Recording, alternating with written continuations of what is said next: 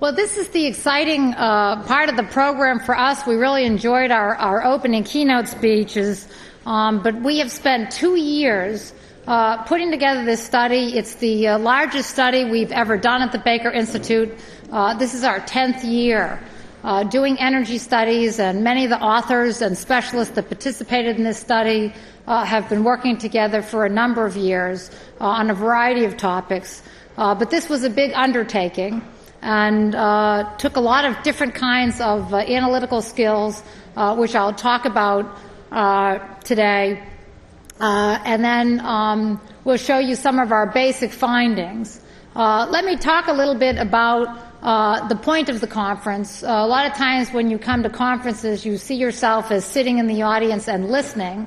The rest of the conference is not the listening part of the conference. It's going to be somewhat of a participation part of the conference, because our process is that all the studies and papers you're looking at today are what we call in the academic world working papers.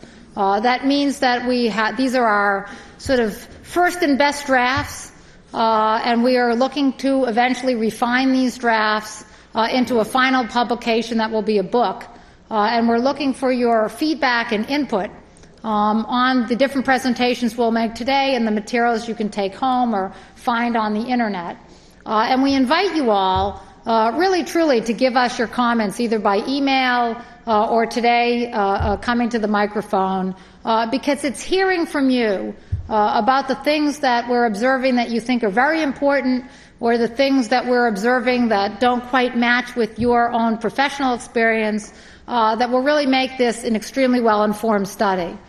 And I'll plug our last book. We did a previous study. Our last study was on the geopolitics of natural gas, and we had a similar process, and many of you came and participated with us in that 2-day conference, and your feedback and comments at that time were really very valuable, and you can now go to Amazon.com and buy the book. So we really do appreciate that. Let me just say, because we forgot to put it on the program, that all of the researchers that are presenting here today and all of their research papers are already live on our website, and those papers are available. So for those of you who are traveling and don't want to take bulky papers back with you, you can get them on the website. The energy pages you can reach by going to www.rice.edu/energy. And if you forget that, just go to the Rice website and type energy into the search box, and we come up. So that's where all these materials, the presentation materials, and the papers are posted today. Now, I'm going to talk to you today about a lot of our key findings. The richness of this study is immense, and so, of course, in a 20-minute or 25-minute slide presentation, I'm not going to be able to do justice, especially to the individual case studies on the countries. But I wanted to give you a flavor of the kind of things that we observe when we look at the whole study altogether. As our keynote speakers have mentioned this morning, the control of world resources under the ground is dramatically centralized on the national oil companies, and the percentage that has participation from the traditional privately held companies is very small, as you can see from the orange slice in the pie chart. When you look at the trend in proven reserves, and we noted with the little gray box that there was an OPEC meeting that reserves was going to be determining your production quota. And so you see that there was a giant jump in reserves. So that wasn't everybody out there drilling that year. That was political. But you can see that, generally speaking, the OPEC, NOC, developing world green is a huge percentage and has been, but increasingly so over time. And it's only having the OECD become more commercial with tar sands that has allowed us to have a jump up in OECD resources. When we think about we think about the rise in world demand, and this is the IEA's projections in their latest 2007 forecast.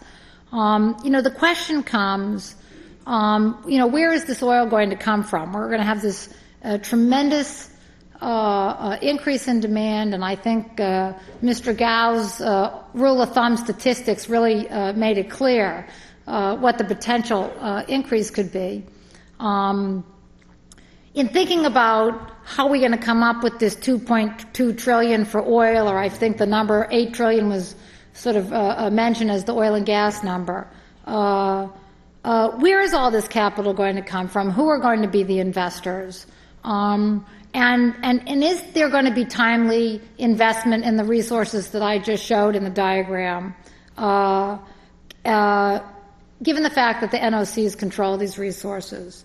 And then what are, and I think this is what the study really addresses fundamentally, what are the constraints imposed by geopolitical and domestic political influences? Now, in thinking about, has the world changed? Or people say, well, geez, the NOCs have, controlled the resources under the ground since the 60s when the first nationalizations took place, and, why is it important now? Why are you focusing on it now? I think it's important to think about what's happened over the last 30 years and how might that change over the coming 30 years. And the bottom line is that over the history of the industry in our careers, 40% of new production came from within the OECD, and that was produced overwhelmingly by privately held, publicly traded companies. But as we look out over the next 30-year period, 90% of what we're going to need, the rise we're going to need in oil capacity, is going to be coming from developing countries, places where the NOCs are going to be in the driver's seat in terms of the future production and investment. And the question is, does that matter? So we went to look at the question of does it matter? What is it that we know about NOCs? How do they operate? Do they operate differently than the companies we're used to? Does it matter whether your shares are publicly listed or whether it's the government is your shareholder and your responsibilities are to the citizens of a nation instead of investors in the market? What difference does that really make? And then in thinking about what difference that makes, looking at what that'll mean for oil supply and geopolitics moving forward over the next 2 decades. And to analyze that question, we developed a methodology. So the study consists of 13 case studies. Those studies look at both the history and the current politics that surround the national oil company that was studied. The reason, by the way, it's 13 case studies and 15 companies is China has 3 national oil companies, so that's your extra 2. We also developed an economic model of the operation and development of a national oil company. And from that model, we were able to develop an empirical study that looked at some of the economic consequences or commercial consequences. In other words, if I have to provide subsidized fuel for the citizens of my country, or I have to promote economic development and infrastructure for my nation, how does that affect my ability to operate like a corporation in the traditional, more business model of publicly traded corporations? And then we looked at other questions. For example, does it matter in an international setting if it's an NOC or an IOC that's investing in exploration around the world, and if so, how does that differ? And what kind of impact are NOC operations having abroad in the societies where they work? And then we also looked at the IOCs, because we felt it wasn't fair to just turn our microscope only onto the NOC community. We also looked at how the IOC community had consolidated and what that meant for the proliferation or the reinvestment of earnings and investment dollars in exploration and production worldwide. We were somewhat methodical in picking the case studies. I'm sure there's an NOC out there that would say that they are very important and we didn't include them, and that is probably correct. But we tried to look at the asset base of the NOCs, the differing missions and strategies, and the importance of the NOC to the international market. We made sure that each of the various case studies we wanted to have NOCs that were founded in the 1960s, and some that were the more recent NOCs that have been founded in the last decade or so. We also wanted to look at a range of different kinds of NOCs so we could make comparisons. Does it matter if you're 100% government-owned or partially privatized? Is there any different observation we could make once an NOC is 100% privatized? So that required us to have a range of companies that had different statuses. We, of course, had to look at the size and importance of reserves and production. We also picked companies that had the flexibility and the option to sell to more than one market, right? Are you able to switch your sales to the U.S. out to Asia, or your sales to Europe out to Asia? We wanted to be able to see in studying geopolitics. Are you a player like Saudi Aramco where you could sell anywhere in the world? Or are you a regional player and you can only really move your material economically to a local market? And then we also wanted to be able to study what NOCs, some of which were very autonomous from their national governments, and those that were very tightly, closely held and controlled by their national government.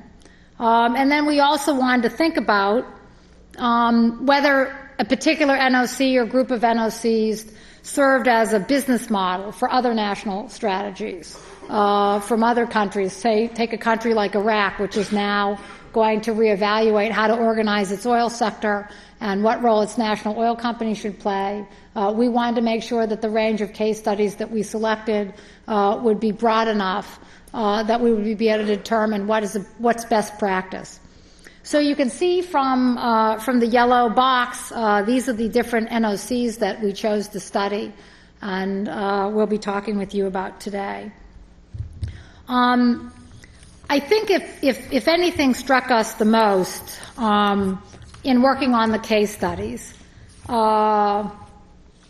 we really came away with understanding, which sounds obvious when you say it, but a lot of times you go to international meetings and people speak about the NOCs and the IOCs as if they're indistinguishable.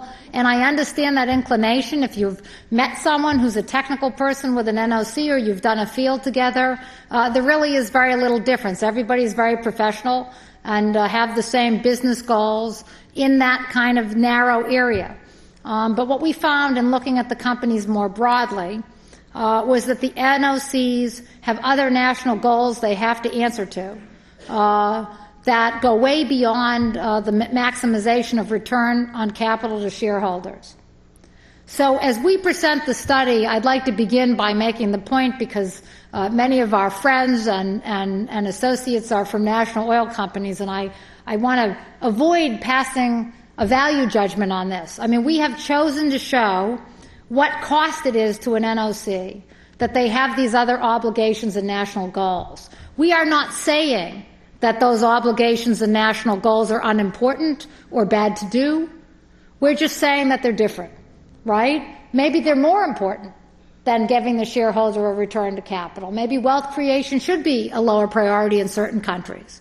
But what we are saying is that because of these other priorities, it is harder for these entities to deploy capital to meet this sort of maximization of return to shareholders or expanded oil production, or however you want to articulate it, maximizing the value from the resource under the ground. And we want to understand that process. We are going to talk to you about different corporate structures that some NOCs have that others don't have, that help bridge the conflict between these two needs and try to help not only the international community and the IOCs, but the NOCs themselves to understand what trade-offs they're actually making and what kind of institutional structures can help you make those trade-offs less painful in terms of the operation as an oil company. So it's good to categorize when you're an academic because it makes it very clear and easy to absorb the materials. Obviously, when you read the case studies, some of them are 200 pages long, so when I say that this is the main things that national oil companies are asked to do, obviously there's many other things. But we found these basic goals ran through every company, and that is they were responsible to make sure that the oil wealth was redistributed to society at large in some form or fashion. They were charged to create wealth for the nation, in other words, participate in raising the per capita income of the society in general, or more specifically, some countries have national oil funds for future generations, and that sort of is the same design. Almost all the national oil companies have a major mandate to build industrialization and economic development in their countries. As we'll hear about today and elaborate over the next 2 days, energy security is a major preoccupation of NOCs. Now, when I say energy security, you have to put on both hats. Because even for an oil-producing nation, worrying about there being fuel shortages, say in Iran or Venezuela and Nigeria, is still a primary concern and responsibility. But of course, for the NOCs that are of consuming countries, the energy security role is obvious and taking on more importance in today's market. And also NOCs are charged with ensuring in times of market weakness that there are access to end-user markets, that you can actually sell the oil or sell the natural gas. And that is also an important function for an NOC. And then when we look geopolitically, we'll see, and as we'll discuss, many NOCs are charged to be an implementer of foreign and strategic policy. They're asked to build alliances for the nation with other nations, and they serve that role. And finally, and I think part of the most interesting and fun part of these studies to read, national oil companies and their executives participate in national level politics. And I can mean that in a good way or maybe not in a good way, in the sense that maybe they're a constructive force in getting national policies that are important for the country passed, or maybe in some cases you just have the president of a national oil company and he'd like to be president of the country someday, and so he's using the resources of the national oil company not to do what's best for the country or not to do what's best for that commercial entity, but what would be best for his political career to make sure he becomes a more powerful person inside his society. And as you read the studies, there's a richness in thinking about this movement between the national oil company and governing parties in the political system. We see it not just in places like China or Iran, but even in the case study on Norway. The role of the former head of Statoil in the Labour Party is a critical part of what happened to Statoil, some of which was negative. So that is, I think, our primary observation, and we've really tried to methodically demonstrate that. The other thing we have found, which is a little bit more controversial and a little bit more negative, is that these national priorities that I just described actually do interfere, in some cases, with the national oil company's ability to maximize the value of its oil resources, to be able to replace reserves, to be able to expand production, and as we will discuss later in the day, to be able to perform in a technically efficient manner. And when we talk about technical efficiency, we're talking about getting the ultimate value from the resources. We're not saying that the company is necessarily deficient in its management per se, but just that, given the amount of resource and the flow of revenue that resource could produce in the optimum way over time, that this national oil company is not able to tap that to get the ultimate revenue and the ultimate gain, right, from the resources it controls. And so as you'll see in the tables that we're going to show, some of the countries that have the largest reserves, take Russia, their efficiency loss is greater than another sector that might be mismanaged that's smaller, because the resources that they could tap if they were operating in a different way are so much larger, that when we measure it, they just look so much poorer than the others. And we're not saying that their companies are worse managed or something like that. We're just showing you what is the cost to that national oil company of some of the choices that are being made, whether it's to subsidize fuel or to do some of these non-commercial activities. We tried to come up with a way to show you some of the results in a short period of time, because, like I said, these case studies are very long and very complex. And so together with our graduate fellow who worked on this study throughout, Stacy Eller, we came up with a color scheme to try to help you observe these different activities that I've talked about and who's doing them. So this table shows you each of the companies we studied and which ones, for which ones wealth redistribution was a key priority. And then in our opinion, based on the case studies, was that priority politically driven? So that would be the red square. Or was it economically driven? And you know, it's a very fine line between, obviously, if a country's GDP is growing, that's better for everybody, and therefore, you know, that's good for the political leaders.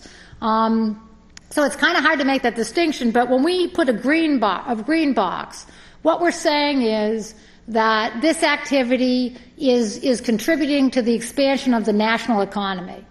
When we put a red box, we're saying if we don't provide this service, people will come out into the streets and call for the overthrow of government or vote him out. And so that's why we made the distinction, even though it looks like some of these are economic activities. In Iran, fuel subsidies is not a way of helping the economy. Actually, it's hurting the economy greatly. Fuel subsidies is an incredibly critical part to the current regime staying in power. So that is the kind of observation that this chart tries to make. And if you look down dig down into the details here, when you think broadly about wealth redistribution, you say, well, how does a national oil company redistribute its wealth? And I know since Iraq is reevaluating how it's going to divide its oil revenues and how will that be fair, people are thinking about, you know, the state of Alaska where somebody's sending you $1,000 check at the end of the year and that's your share of Prudhoe Bay. There are a lot of different ways to redistribute the wealth from oil in a society. We picked out three that we think are the most prominent to highlight. That is through the subsidy of fuel, and that could be either motor fuel in the case of consumers in a country, or it could be feedstock to industry, right, or cheap electricity for industry. That can be through employment, in other words, creating as many jobs as possible from the industry. Or maybe that could be directly through social welfare programs, and by that it's educational scholarships, educational programs, buildings of roads and schools, and other kinds of, in the case of Venezuela, the national oil company actually provides free food and food subsidies. So there's a whole range of activities that are being undertaken by different national oil companies that are really outside what we think of as their core business, which is to drill and find and produce oil and refine it and bring products to market. In the area of economic development, again, some of the speakers have talked previously about local content rules. In some NOCs, like Statoil, all of its arrangements were set up in such a way to ensure the transfer of technology to Norway. In Saudi Arabia, a key aspect of the current economic reform and expansion program to create jobs in Saudi Arabia has to do with how natural gas feedstock is utilized in the industry. I mentioned wealth creation, the funds for future generations, and energy security again has these various components that deal with not only security of supply and making sure there are no energy shortages, but also things like vertical integration and security of demand to make sure that if I'm an oil exporter, that I am able to export my oil, that I don't have to worry about sanctions or other market conditions making it that I can't sell as much as I'd like.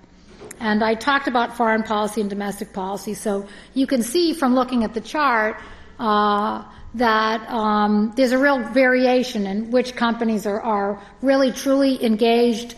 And then if you look at the chart vertically, you can see that some companies are less fettered with responsibility. In other words, there's more white boxes in their column than others. And so you can think about how that affects them when they have to compete in the international market, those who have a tremendous amount of shading and those who don't. We pulled, just so that you can think about the companies comparatively, we pulled some slides on specific issues so you could understand relative to each other what some of these issues mean for the company. So again, when comparing it to the yellow, which is the privately held companies, NOC employment is relatively high compared to the total production of the firm. And again, you can see we did that in employees per million barrel of oil equivalent produced. But again, I think the graphic shows you that given the amount of oil they produce, Aramco is doing a pretty good job. But when you look at some of the other NOCs, there's a tremendous amount of employment that's taking place to produce the same barrel. Again, wide range in the kinds of subsidies that have to be added for domestic fuel, and these are the prices of fuel.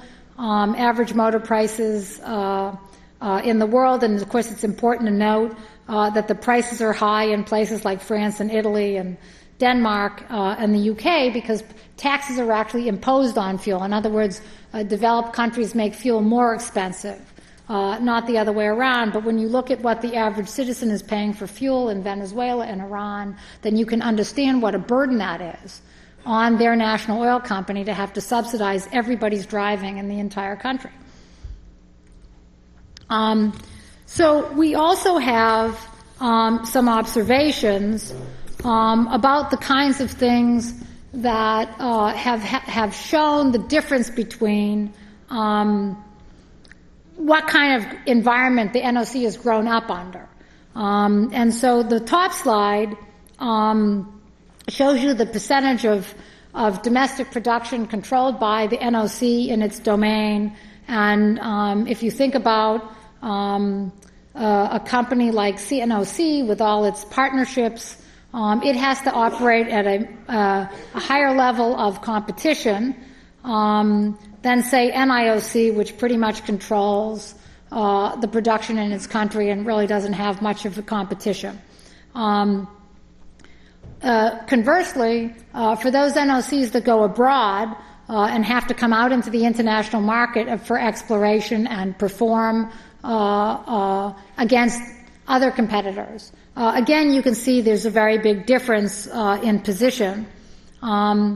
Thinking about how much percentage of the NOC's production is made abroad.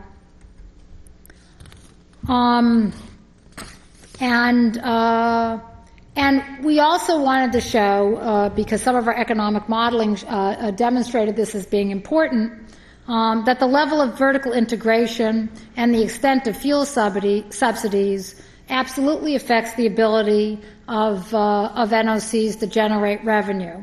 And again, as you can see from this chart, the amount of revenue per barrel produced by the NOCs is substantially lower than some of the companies that are privately held and face market competition.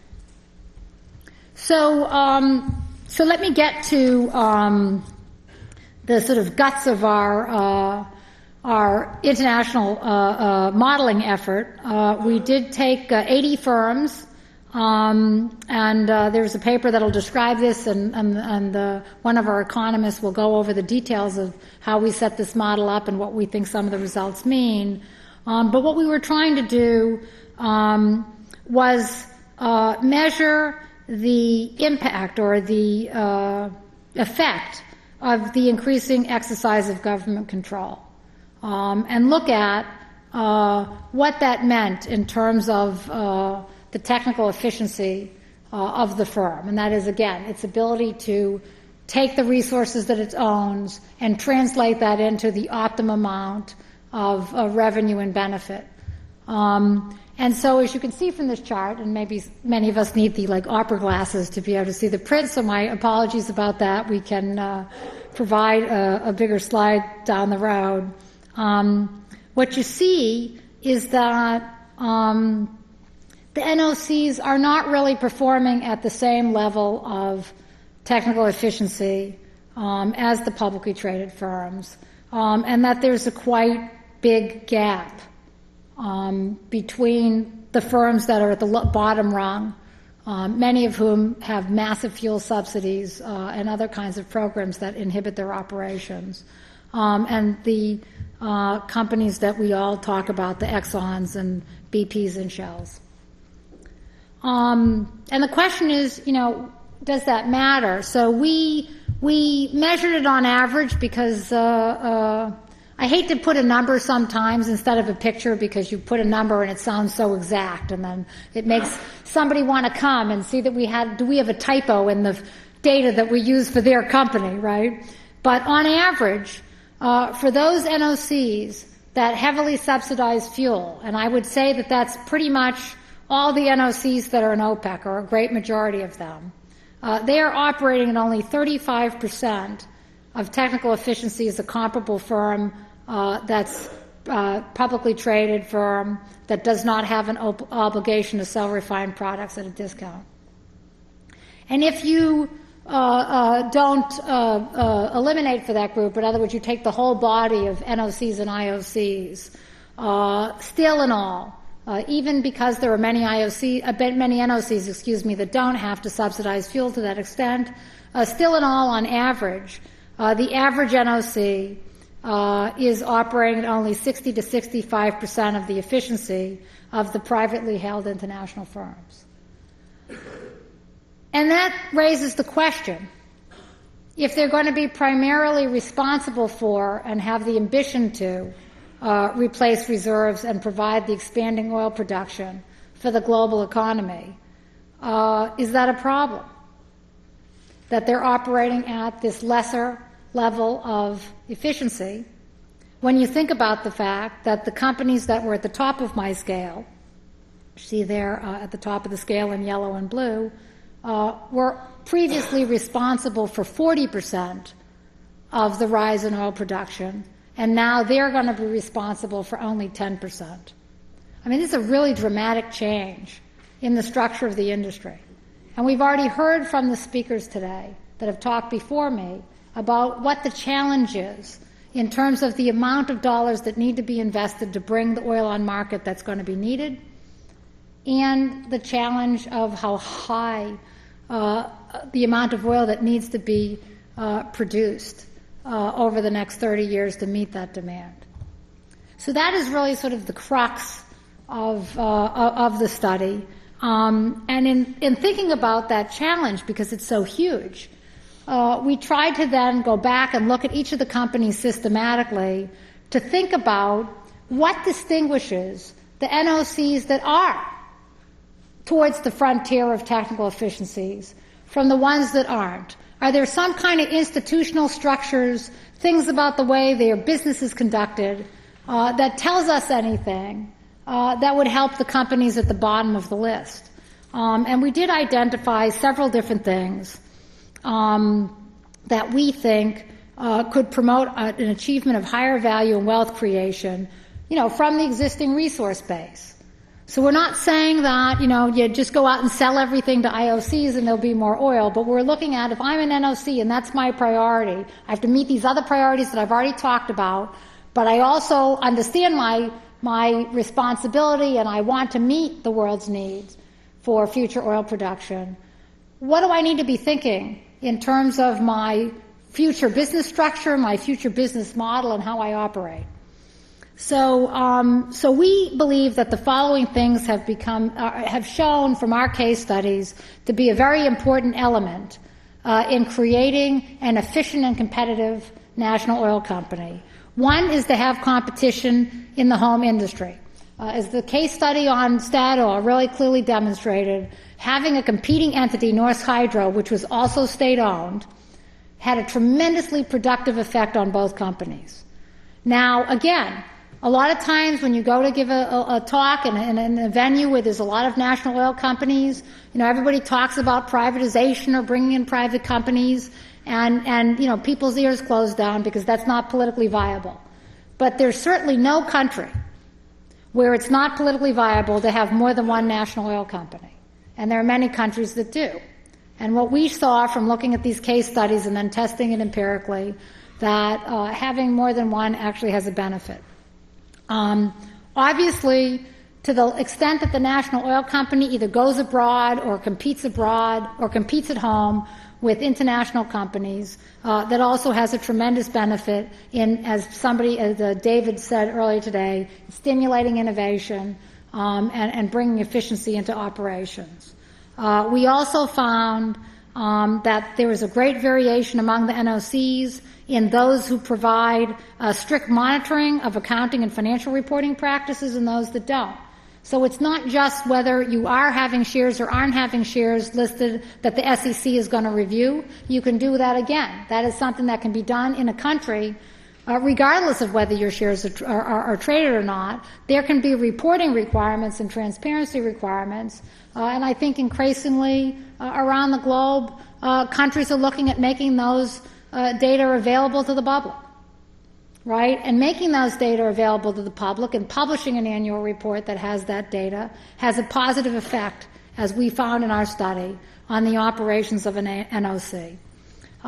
But even beyond that, of course, as we've talked about, the NOCs that have offered publicly traded shares or IPO shares or commercial bonds definitely have a performance benefit over time because of the way that sort of signal back from public investors has on management. And finally, we found that there's a great variation in the NOCs between some of them having a very autonomous board of directors and professional management. And it's not what you're thinking. You're thinking, okay, well, Statoil, they must have an autonomous board of directors. But actually, Saudi Aramco has an extremely autonomous board of directors. And again, it's not necessary to be a publicly traded company to have an autonomous board of directors and a professional management. It has to do with how you structure your industry and the commitment that's made by government to honor that. So we also found in looking across the range of NOCs that an increasing number of NOCs are actually accessing international capital markets, and that this is bringing greater compliance with corporate responsibility. We have an entire study on that, which you'll hear about tomorrow. We also found that this accessing international capital markets has helped with bring in the advent of some of these management structures and accounting standards that we're talking about. But the other thing that we found, which I think is a very interesting finding that we didn't go in thinking we would see, though when I say it again, all these things seem self-evident. When I say them, it sounds trite, but we actually sat and, did some arithmetic, is that there's a huge benefit to vertical integration for an NOC. It obviously allows the NOC to capture the value added from production and sales of finished product. Obviously, it helps them enhance security of demand, but it also helps the NOC diversify and mitigate risk. And when you put those three things together, it's a very large benefit, and it's a benefit that some NOCs recognize. It has been a high priority of Saudi Aramco, for example, to raise its level of integration. The current minister, when he was head of Aramco, they set the target to be 50% integrated, and they have done an amazing job when you consider how big their production base is in terms of not only having domestic refineries, but having international refineries and equity stakes in international refineries in big end-user markets like the United States and Asia. And this is the area where we feel, and people ask me all the time, you spent 2 years studying NOCs, and what is the best area for NOCs and IOCs to collaborate? And if you think about the history of our industry, which we've had to because we had to go back and look at the history of the 1950s and 1960s. I mean, what really ultimately happened in the 50s and 60s is that we had a disassociation between upstream and downstream.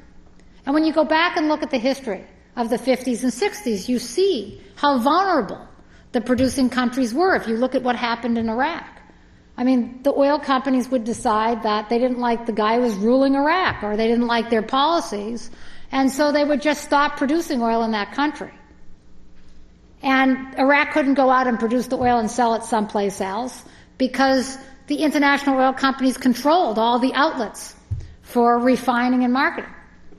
And this created this stress point, which was resolved very imperfectly, in my opinion, where the international companies acted precipitously, and the national governments acted precipitously, and everything was nationalized. That was controlled inside many of the countries. We are still dealing with that in terms of, it is true that many national oil companies enhanced their own refining system in Iraq. In the history of Iraq, the first thing the Iraqis did before they nationalized the oil fields was take over the oil refinery. They understood the importance of that, right? But we still have a great disconnect in the global system between who controls the downstream assets in important growing markets and who controls the upstream assets in big and important markets. And there is a huge benefit, again, to having the industry readdress this question about, are we losing the value of vertical integration?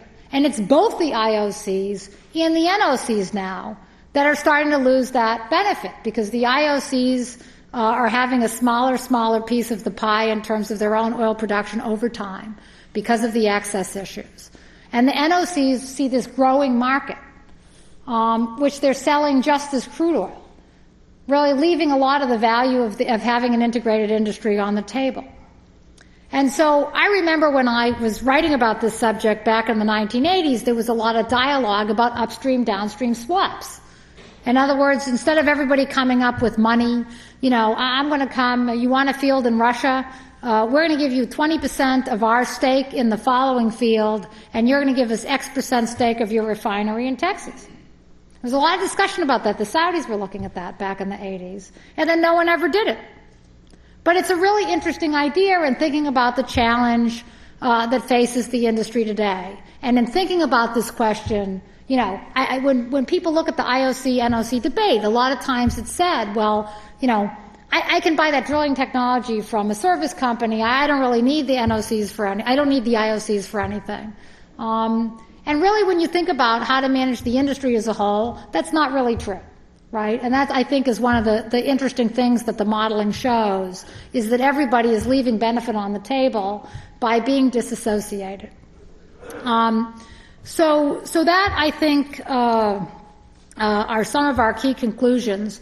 To think about the performance of the companies individually, and how much they have taken advantage of some of these structural things that we've talked about. Again, we tried to think about how do I show you that? And if I start coming up with a number for this company is a 10 in terms of its autonomous board, and this company is only a 1, we didn't think that was going to get to it, and how inaccurate would that be? It's all subjective. There's no way to measure that. And so what we decided we would do is we would use shading. And that would allow you to look at, obviously, a company that's engaged in the most best practices, their stripe going down would be the darkest blue. And companies that engage in some but not all would be mixed. And companies that don't have any of these structures to help them optimize the benefit they're going to get from their resources, they would have a pretty white profile. And this chart kind of shows you the relative positions of the different NOCs that we studied and gives you an idea of what countries could do more work in terms of getting the wealth created for their citizens from the resources they're bestowed with, and what countries and companies have firmly down that path. Finally, just some final conclusions. In thinking about this from an oil importing nation point of view,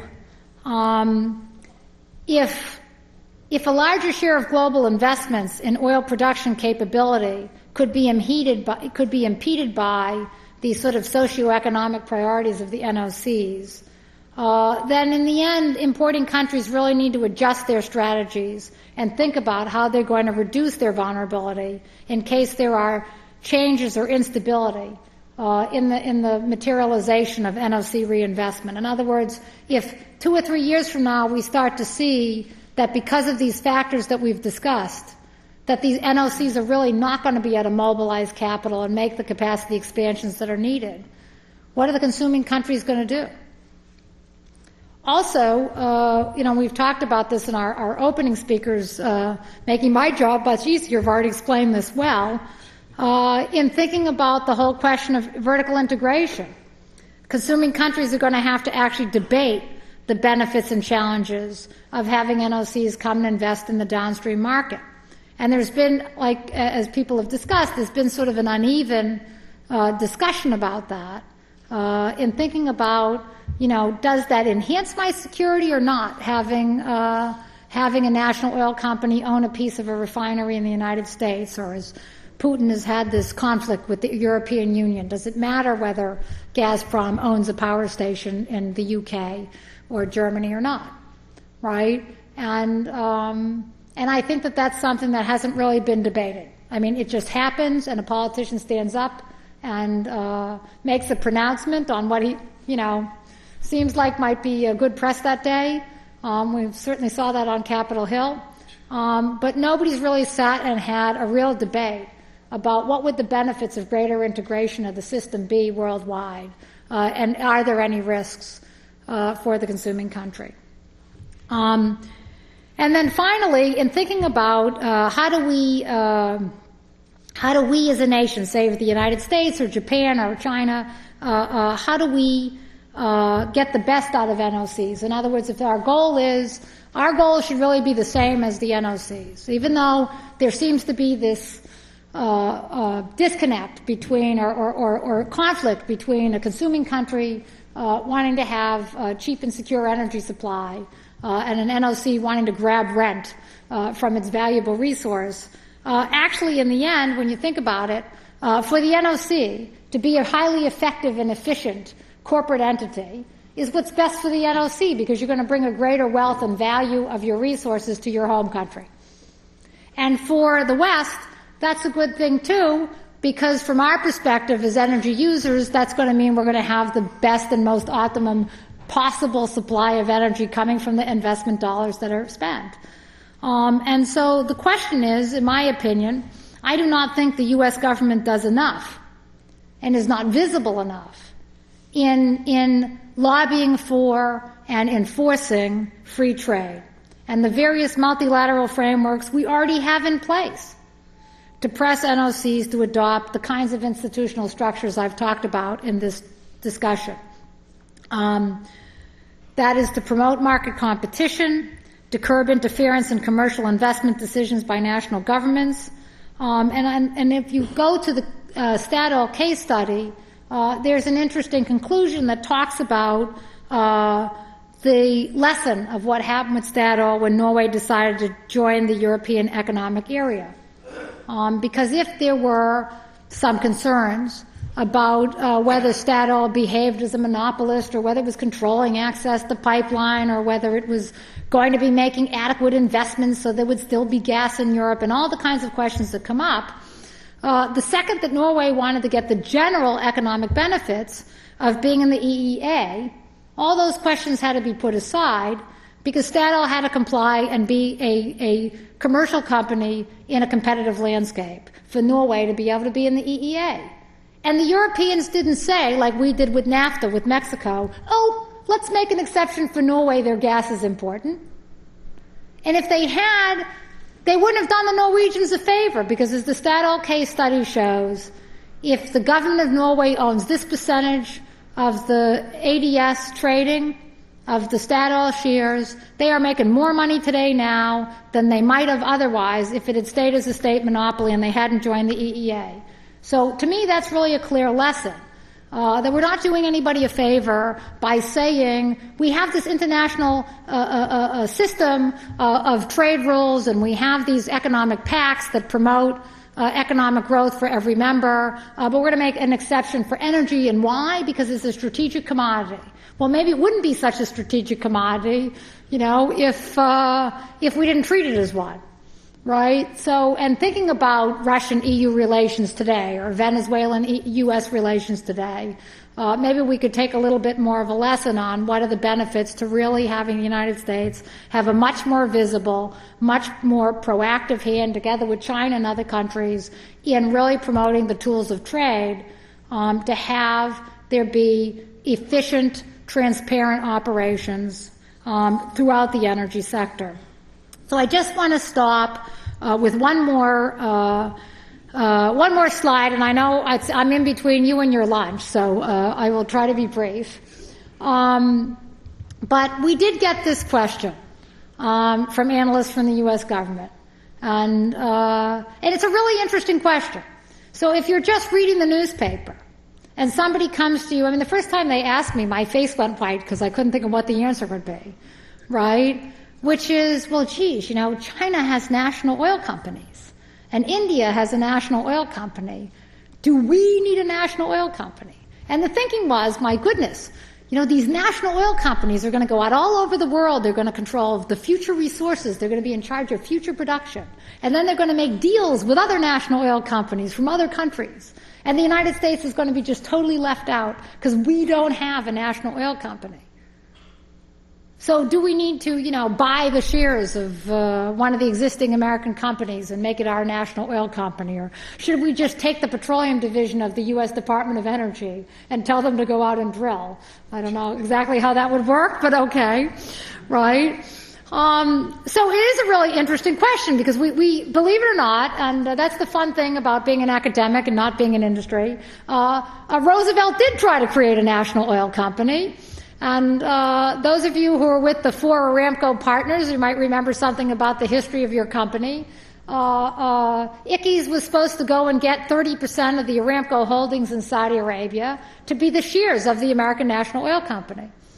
And the American oil companies that owned those barrels under the ground at that time in Saudi Arabia said no. And I tell people when they ask me this question about do we need a national oil company, that United States energy security was enhanced by the fact that ExxonMobil, Texaco, and Chevron said no. And that is because in the 1970s, when U.S. foreign policy conflicted with Saudi foreign policy, the government of Saudi Arabia was not confronted with a diplomatic challenge that we saw, say, in Iraq or some of the other countries. So if I'm having a conflict, government to government, and this could happen to the national oil companies that exist today from consuming countries. We have a conflict, government to government, and it gets heated, which happens in international relations, and then sometimes it passes. In the heat of the moment, if you think about the history of Saudi Arabia and U.S. relations, in the heat of the moment of 1973, mightn't the Saudis have nationalized the 30% American stake that was held by the American government? It might have. But because it was a private corporations and it was business dealings, it wasn't viewed in the same way. It wasn't government to government. And so Aramco could, the Aramco partners could kind of finesse. And they could, honor the embargo because after all, that was the host country, right? And they didn't really have any choice. And they had to go back and tell the U.S. Secretary of State that there's nothing they can do. They can't sell their oil to America because otherwise they'll be nationalized. Well, that gave the U.S. some leverage not to just have the thing escalate. And actually, when you think about it today, this question of do we need a national oil company, suppose we had a national oil company and it owned everything that, Shell and Exxon and everybody owns around the world. What the lesson of 73 was, is if the host country tells you you're not selling your oil to a certain place or you're not bringing it home to your country, you're not doing it. You're not doing it unless you're sending troops, right? And that is the lesson of the oil market, right? You're producing in these countries. It doesn't matter whether you think you own it because it's equity oil. The lesson of the 60s and the 70s and even maybe today in different parts of the world, I won't elaborate, is if the host government changes its mind about whether you're taking that oil out of the ground and where you're going to bring it, they change their mind. And so really, if you look at our study and you think about the business performance of the private companies, it's hard to generate how having a company that might not be as effective as that would necessarily help national security. And then, again, I just like to show that the lines are sometimes grayer than we think they are. First one is there are a lot of these NOC deals. In other words, I'm an NOC and I understand the priorities of other NOCs, as Amy Jaffe's study shows in her lecture, right? Because we have these other goals that the IOCs don't share and we can all communicate with each other. And that's great. But some of the NOCs have gone into countries, notably China and Iran, drilled 4 holes and they're all dry. So the fact that the government flew in there and they brought senior leaders and they all shook hands and they had a press conference and took photos, it didn't necessarily produce more oil and gas for China. And I've been told by people who were technically knowledgeable that may wind up being China's experience in Saudi Arabia in terms of the geology of the area where they're looking. So, but on the flip side of that, I can come up with examples off the top of my head where the United States had an interesting foreign policy priority and it created a commercial opportunity for a privately held oil company, take the Baku Jehan line or the so-called Middle East Peace Pipe back when we were going to export natural gas from Egypt and other places around the Middle East. And U.S. oil companies, privately held, have been able to go in and collaborate extremely well with the U.S. government in doing one of these so-called bilateral diplomacy business deals. So again, I question the value necessarily to the United States of having a so-called national oil company.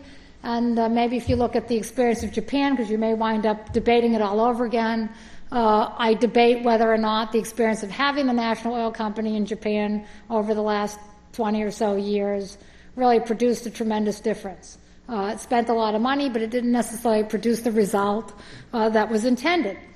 So when you think about that, well, okay, as the ambassador said in his talk, what is the role of the U.S. government then? And I mentioned this idea that the U.S. government has a primary role in promoting trade treaties and trade agreements.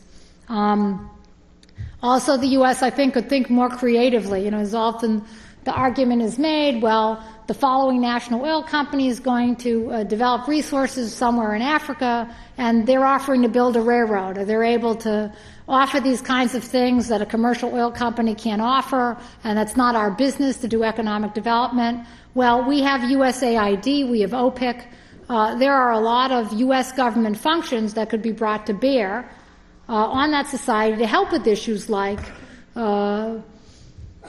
Chad or Chad's economic development or the violence in West Africa. That could be handled by the U.S. government and handled by the U.S. government effectively through its trade promotion, through its other kinds of institution building programs that are not channeled into the oil communities, maybe should be. And finally, as I discussed, there are a tremendous amount of international agreements now voluntary in promoting corporate responsibility, but the United States has not taken a big role in effectively stepping behind those things and codifying them and bringing them to an international standard, perhaps protected by an international court. So there are some interesting things that the United States could consider doing, and we'll have a presentation on some of these things later in the conference. So with that, I think I'll open it for a few questions, and then we can all go to lunch. So if you're really, really hungry, don't ask me anything. You'll have an opportunity to come back to some of these issues also with the authors. We did not include Mexico and picked Venezuela instead. Partly a little bit arbitrary, I have to say. It just had to do with staffing and interest, and also Mexico is sort of when you look at the resources and its potential to go up, it's a little smaller than Venezuela, and the policy of the government in Venezuela is such that they're sort of at the extreme of the case study. So we were looking at balancing to cover many different things. Okay, you're a hungry group. That's great.